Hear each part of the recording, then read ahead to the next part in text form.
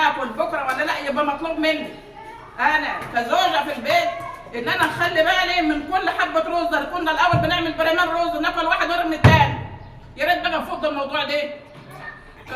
تاكل تعمل طبقين طبيخ، تاكل واحد والثاني تسيبه على البوتاجاز لحد ما يحمض وترميه الصوت. ما ينفعش الكلام ده، خلي بالكوا ده تبذير، ده من البدايه تبذير.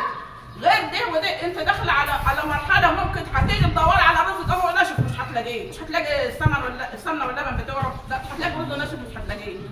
انتوا فاكرين ايام السنه الكبيسه اللي حكمونا فيها الاخوان؟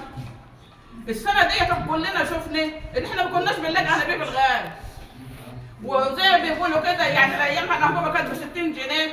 انا كنت لما اروح نجيب انبوبه من عند جماعتنا لان عندهم مستودع، كان اللي جابني يحسسني ان انا زي بصفة مخدرات.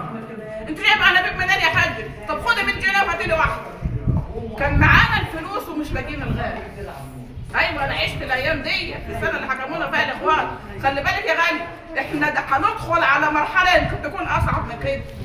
بما ان احنا هندخل على مرحله ممكن تكون اصعب من كده، مطلوب مني خلصت الاكل فاضل شويه طبيخ نشيلهم ونغليهم ونحطهم في الثلاجه.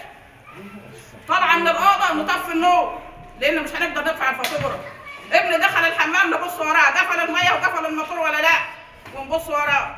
غسلتي ما تسيبيش الغساله عمال على بطال لحد ما تنحرق والهدوم تدوب فيها، لا اظبط التايمر بتاعها علشان خاطر تطلعي الحاجه سليمه. كلكم راع، وانت بالذات زي ما بنقول لحضرتك كلكم راع وكلكم مسؤول عن رعايته.